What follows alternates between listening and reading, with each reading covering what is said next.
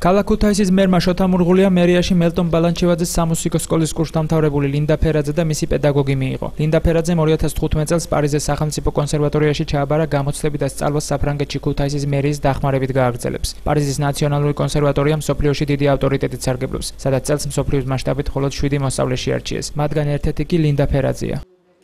დღეს ერთ-ერთმა კურსდამთავრებულმა ლევანდელმა, რომელმაც შესაბამისი ცენტრალური სამუსიკო სასწავლებელი დაასრულა, მიიღო მონაწილეობა და 7 ადამიანში გავიდა პარიზის ცენტრალურ კონსერვატორიაში ჩაირიცხეს. ძალიან დიდი შედეგი ჩვენი ქალაქის, არაერთი ყოფილა ესეთი შედეგი. ლინდა ფერაძე, რომელმაც ჩააბარა პარიზის კონსერვატორიაში. ეს არის ძალიან დიდი წარმატება სასწავლებლისთვის, მთელი ქალაქისთვის და აი ამასთან დაკავშირებით ვიყავით ქალაქის მერთან მოწვეული და დიდი მადლობა, რომ აი ეს ყურადღება გამოიჩინა ბატონმა შოთამ. ძალიან კმაყოფილი ვარ, მინდა დიდი მადლობა გადავუხადო ბატონ შოთა მურღულიას, რომ დაფასდა ჩვენი შრომა და წარმატებები მისურვა.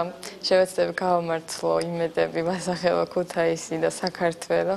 მინდა მადლობა გადავუხადო ასევე ჩემს პედაგოგს ქალბატონ ციცინო თოდუას, რომელსაც ძალიან ბევრი შრომა ჩემთან ერთად და შევეცდები ასევე მისი იმედებით გავამართლო და უფრო მეტს მივახციო.